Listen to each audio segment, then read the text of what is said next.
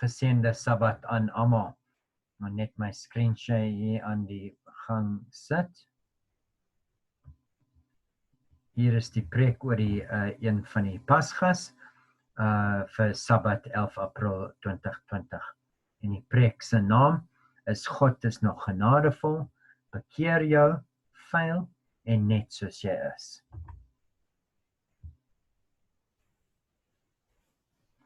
Kom ons bid saam. Onse Vader Here, ons is dankbaar vir u liefde, Here, ons is dankbaar vir u Heilige Gees wat ons lei.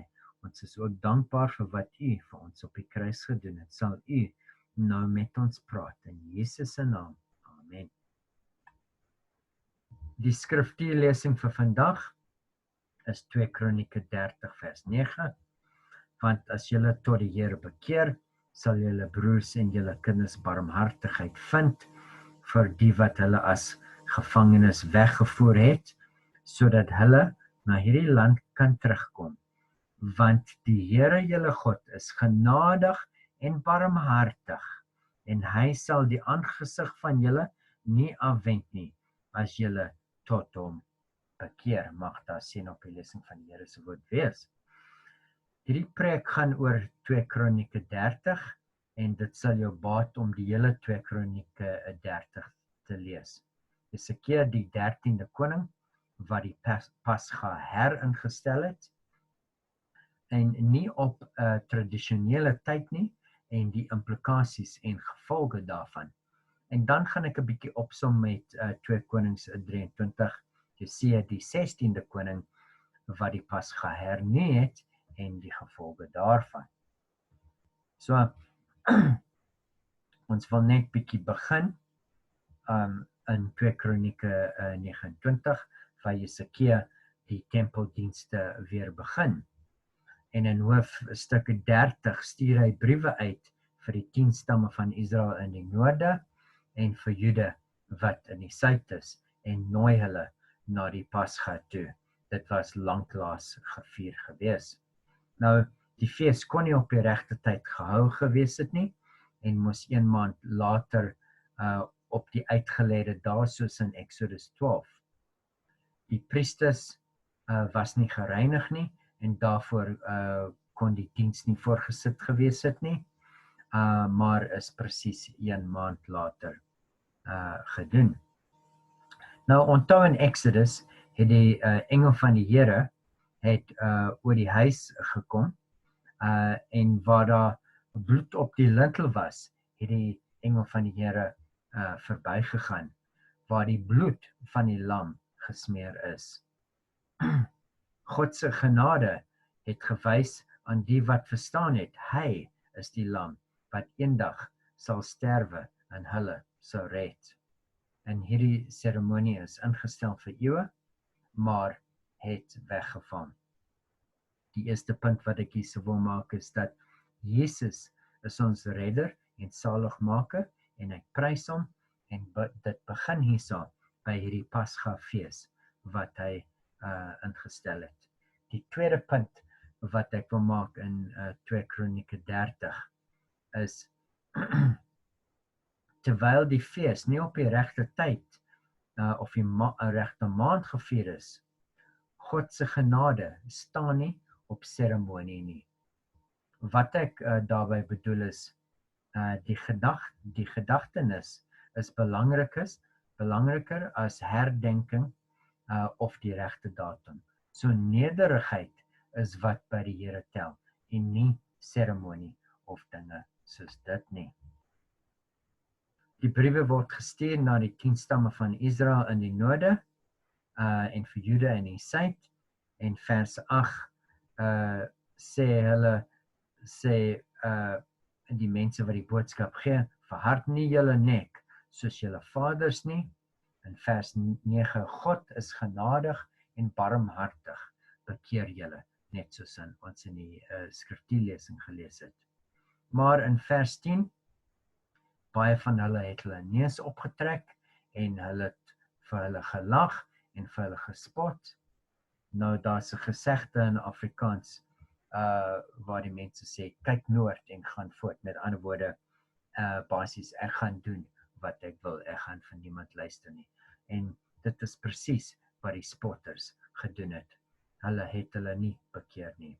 Maar daar was 'n handvol van mense wat afgegaan het na Jerusalem toe en het die fees bygewoon.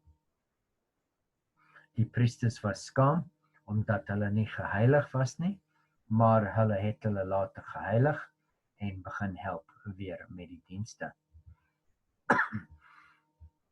Daar was mense veral uit die noorde wat ook nie hulle geheilig het nie vir die Pasga, en Jehsikia bid vir die Here en hy vra vir versoening vir elkeen van hulle wat hulle hart op God gerig het. En die Here het vir Jehsikia verhoor en die volk genees, sê die Bybel. Weereens kom dit uit die storie uit dat die Here staan nie op seremonie nie, maar op harte wat gerig is op hom. Nederige harte is belangriker as seremonie vir hom. Nou waar is ek vandag met die Here, mense? Waar is my hart vandag? Die wêreld is tot stilstand gebring, hier in Suid-Afrika soos in die res van die wêreld, met ons lockdown, met die coronavirus, en dis amper asof die president die tyd gereset het, want ons het 21 dae gehad van donderdag af.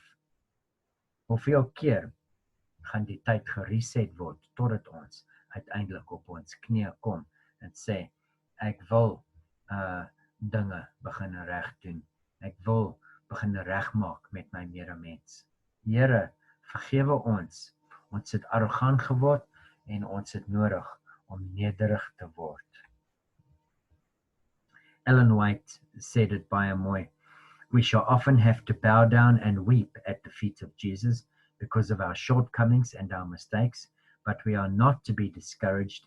Even if we are overcome by the enemy, we are not cast off, not forsaken and rejected of God. Ons kan nog ietsie uit hierdie storie van 2 Kronieke 30 leer. Wanneer die groot menigte of die klomp mense wat gaan inkom op die einde van tyd, hulle gaan nie gewoond wees aan Adventiste tradisie en kultuur nie. Gaan dit ons irriteer of gaan ons hulle aanvaar net soos hulle is? Nou daarby bedoel ek nie dat ons morele standaarde moet verlaag nie. Nee, dis nie hier wat ek sê nie. Ek het verwys na die tradisie of dienste dat kerk moet gedoen word soos wat ek het wil gedoen hê. Hier vandag doen ek kerk in my studeerkamer en stuur hierdie video uit. Hoe gaan die eindtyd kerk lyk? Gaan ons dit aanvaar of gaan ons aanstoot neem oor sekere dinge wanneer nuwe mense inkom? Ons kerk is siek. Ons moet Jesus eerste stel en nie tradisie of orde van dienste en sulke dinge nie. Mag die Here ons help en mag ons verstaan. Nou, die feestyd was so geniet deur almal dat hulle dit verleng het met 7 dae. In die tyd is verhoudings genees en vyande wat in die kerk was, het weer vriende met mekaar geword. Mense wat verkeerd opgetree het mekaar vergewe en verskoning gevra van mekaar. Op die tyd het genesing plaasgevind, want Jesus het die genesing begin en alles begin by hom. Vriende, is daar oneenheid in ons kerke? Is daar probleme tussen mekaar? Dalk het ons probleme waar ons sukkel om saam te eet in die kerk. Nuwe mense voel oneenheid baie gou. Ek wil so graag hê dat die feestyd moet verleng word. Die feestyd wat ons saam met Jesus in die koninkryk gaan vier. Jy weet, ons praat van in die ou dae het dit so goed gegaan. En ons sê in Engels, give me that old time religion.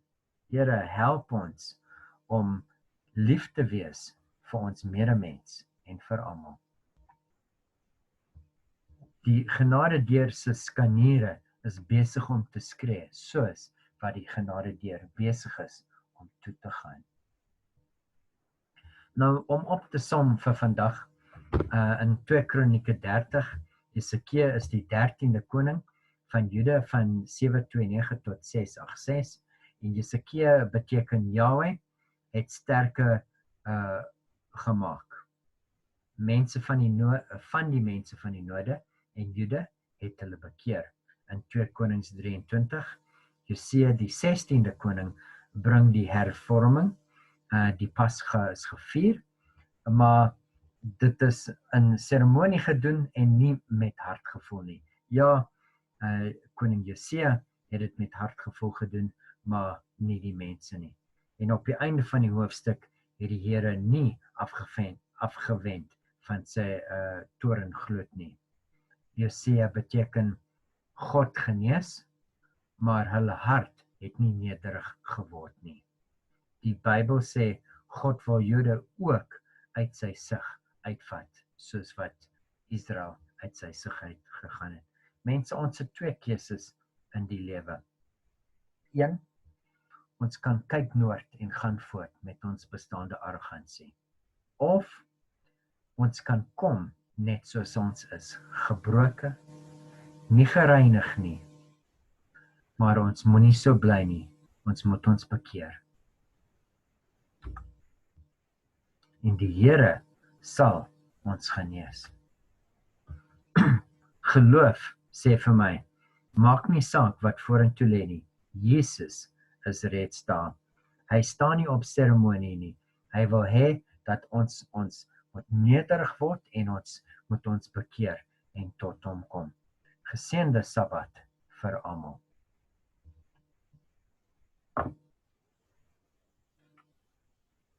Geseënde Sabbat vir almal.